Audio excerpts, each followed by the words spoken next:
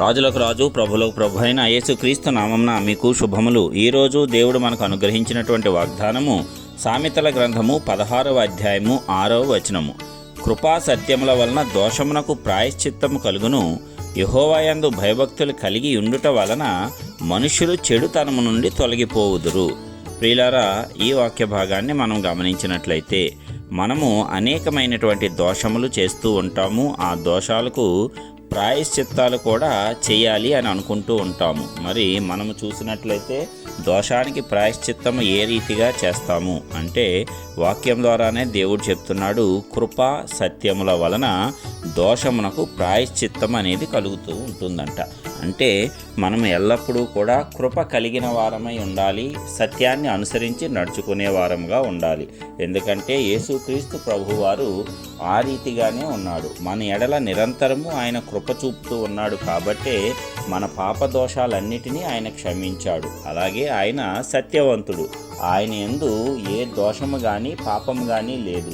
ఆయన ఎల్లప్పుడూ కూడా సత్యముగానే మాట్లాడుతాడు, సత్యముగానే తీర్పు తీరుస్తాడు. అందుకే ఆయన యొక్క కార్యములన్నీ కూడా పవిత్రముగా ఉన్నాయి. అదే విధంగా మనము కూడా కృపను ఆశ్రయించి సత్యముగా జీవించినట్లయితే, సత్య ప్రకారము మన జీవితాన్ని మలచుకున్నట్లయితే మన యొక్క దోషాలకు ప్రాయశ్చిత్తం అనేది దేవుడు చేస్తాడు.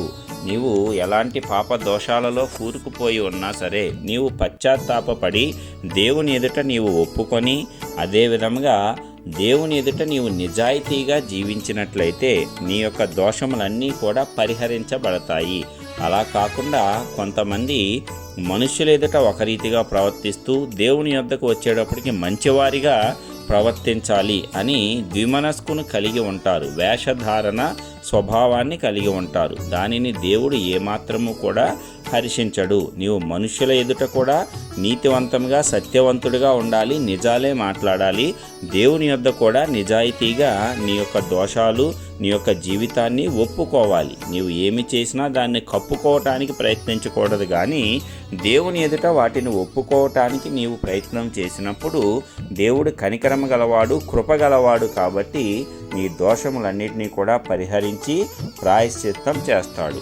అదేవిధంగా మనం అనేక సార్లు అనుకుంటూ ఉంటాము, ఈ కార్యము చేయకూడదు, ఈ చెడ్డ కార్యంలో పాలు పంచుకోకూడదు అని. కానీ పరిస్థితుల ప్రభావం వల్ల, మనుషుల ప్రభావం వల్ల అవే కార్యాలు తిరిగి మనం చేసి పడిపోయి, అయ్యో ఇలాగా చేయకుండా ఉండాల్సింది, ఈ పరిస్థితుల్లో పడిపోకుండా ఉండాల్సింది, ఈ మనుషుల మాట వినకుండా ఉండాల్సింది అని అనేక మార్లు బాధపడుతూ ఉంటాము. అయితే అలాంటి పరిస్థితులు కూడా నీకు తప్పించబడాలి అంటే, సమస్తమైనటువంటి చెడుతనము నుంచి నీవు తొలగిపోవాలంటే నీవు దేవుని యందు భయభక్తులు కలిగి ఉండాలి. యెహోవా యందు భయభక్తులు కలిగి ఉండుట వలన మనుష్యులు చెడుతనము నుండి తొలగిపోవుదురు. అంటే నీ యొద్ద నుంచి, నీ కుటుంబం యొద్ద నుంచి, నీ తరాల యొద్ద నుంచి కూడా చెడుతనం అంతా కూడా తొలగిపోవాలి అంటే నీవు దేవుని యందు భయభక్తులు కలిగి ఉండాలి.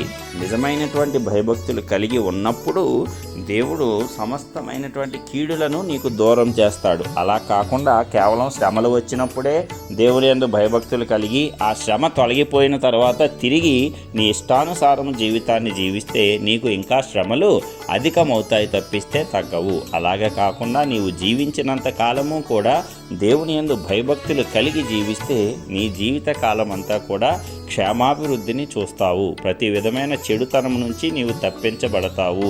నీ మార్గములన్నీ కూడా సరళము చేయబడతాయి. ఇట్టి గొప్ప కృప దేవుడు మన ఎడల కనపరుస్తున్నాడు.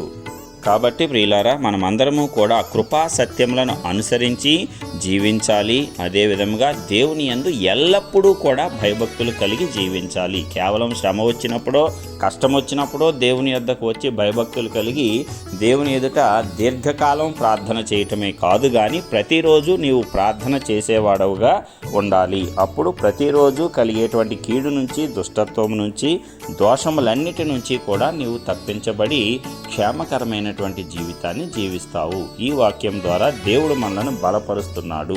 కాబట్టి ధైర్యం తెచ్చుకొని వాక్య ప్రకారము మన యొక్క పాత జీవితాన్నంతటినీ కూడా పరిపూర్ణంగా విడిచిపెట్టి దేవుని ఎడల నీతిగా పరిశుద్ధంగా జీవించటానికి, ఆయన ఆశీర్వాదాలు పొందుకోవటానికి పరిశుద్ధాత్మ దేవుడు కృపనివ్వాలని యేసు నామమున ప్రార్థించుచున్నాను. ఆమేన్.